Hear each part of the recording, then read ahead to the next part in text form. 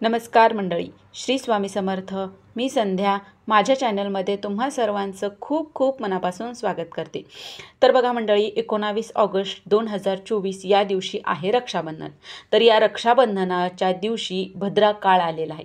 तर ही भद्रा काळ म्हणजे काय, भद्रा कोण होती आणि या भद्रा काळामध्ये राखी का बांधत नाहीत, तर मग भद्रा काळामध्ये राखी नाही बांधायची तर राखी बांधण्याचा शुभ मुहूर्त काय आहे, त्याचबरोबर या दिवशी जर बहीण भावाची भेट नाही झाली, राखी बांधणं नाही झाली तर त्यानंतर आपण कधी राखी बांधू शकतो, अशी बरीचशी माहिती आज आपण या व्हिडिओमध्ये पाहणार आहोत. त्यामुळे व्हिडिओ अगदी शेवटपर्यंत पहा आणि जर तुम्ही माझ्या चॅनलवरती नवीन असाल तर चॅनलला सबस्क्राईब करा.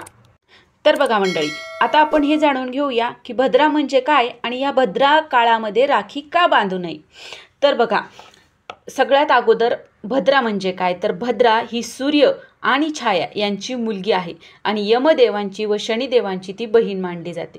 भद्राचे रूप हे कुरूप आहे आणि हिचा जन्म होताच यज्ञ मोडू लागले, सर्व पृथ्वीवर नासधूस झाली होती. बघा, भद्रामध्ये राखी न बांधण्यामागे एक आख्यायिका सुद्धा सांगितली जाते. त्यानुसार लंकेचा राजा रावणाला भद्रा काळात त्याच्या बहिणीने राखी बांधली होती आणि भद्रा काळामध्ये राखी बांधल्यामुळे रावणाचा नाश झाल्याचे असे सांगितले जाते. तर अशा स्थितीमध्ये या श्रद्धेच्या आधारे जेव्हा जेव्हा भद्रा काळ लागतो तेव्हा बहिणीने आपल्या भावाच्या मनगटावर राखी बांधत नाहीत. तो काळ लोटल्याच्या नंतर आपण आपल्या भावाला राखी बांधायची आहे. तर बघा, आता तुम्हाला समजलंच असेल की भद्रा म्हणजे काय, तर या नक्षत्राला एवढं का घाबरतात. आता बघा, रक्षाबंधन हा सण काय देवधर्मामध्ये येत नाही. माणसाने माणसाशी मनाशी जोडलेलं आणि वचनांशी जोडलेलं एक सण रक्षाबंधन आहे. त्यामुळे जर तुम्ही मानत असाल तर तुम्ही, मानत नसाल तर तुम्ही दिवसभरात म्हणजे 19 ऑगस्टला तुम्ही दिवसभरात कधीही तुम्हाला जेव्हा वेळ मिळेल तेव्हा तुम्ही तुमच्या बहिणीकडून राखी बांधून घेऊ शकता किंवा बहिणीने भावाला राखी बांधू शकता. पण जर तुम्ही या गोष्टी मानत असाल तर तुम्ही या शुभ मुहूर्तावर आपल्या भावाला राखी बांधायची आहे. आता हा शुभ मुहूर्त कोणचा आहे हे जाणून घेऊया. तर बघा, पौर्णिमा सुरू होणार आहे. श्रावण पौर्णिमा आहे. 19 ऑगस्ट 2024ला सकाळी 3:04 पौर्णिमा सुरू होणार आहे आणि 19 ऑगस्ट 2024लाच मध्यरात्री 11:55 पौर्णिमा समाप्त होणार आहे. तर बघा, जर तुम्ही मानत नसाल तर तुम्ही दिवसभरात 19 तारखेला दिवसभरात तुम्ही तुमच्या भाऊरायाला राखी बांधू शकता.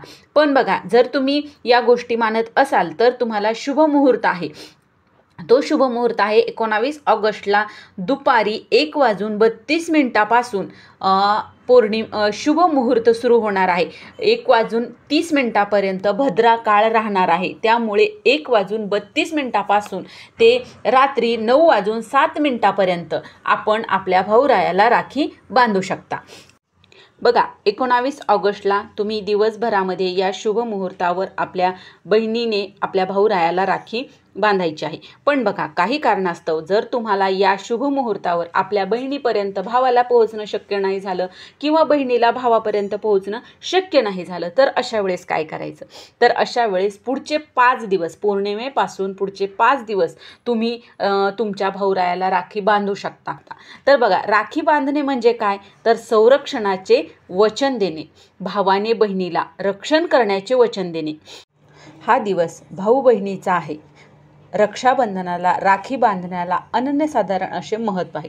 बघा, जेव्हा श्रीकृष्णाच्या करंगळीला सुदर्शन चक्राचा घाव लागला होता तेव्हा द्रौपदीने आपल्या साडीचा पदर फाडून बांधला होता. तेव्हापासून द्रौपदीच्या रक्षणाची जबाबदारी श्रीकृष्णाने घेतली होती आणि श्रीकृष्ण द्रौपदीला बहीण मानत होते. जेव्हा द्रौपदीचे वस्त्रहरण होत होते तेव्हा भगवान श्रीकृष्णाने त्यांची रक्षा केली होती. जिथे जिथे बघा स्त्रीचा मान राखला जातो तिथे साक्षात देवता वास करतात. आणि बघा, भाऊ बहिणीचं प्रेम हे अतिशय पवित्र असे प्रेम असते आणि बहिणीच्या मनात भावाचा प्रपंच सुखाचा व्हावा, आपला भाऊ नेहमी सुखात समाधानात राहावा असंच तिला वाटत असतं आणि ती तशीच देवाकडे ती प्रार्थना देखील करत असते. तर अशा या रक्षाबंधनाच्या दिवशी सकाळी लवकर उठून आपल्याला शुचिर्भूत झाल्याच्या नंतर आपल्याला सर्वात अगोदर आपल्याला बाळकृष्णाला, आपल्या देवघरामध्ये बाळकृष्णाची मूर्ती असते तर सर्वात अगोदर आपल्याला त्यांना देवराखी बांधायची आहे। बघा देवराखी मिळतात, त्या देवराखी घेऊन यायच्या। सर्वात अगोदर देवाला राखी बांधायची आहे।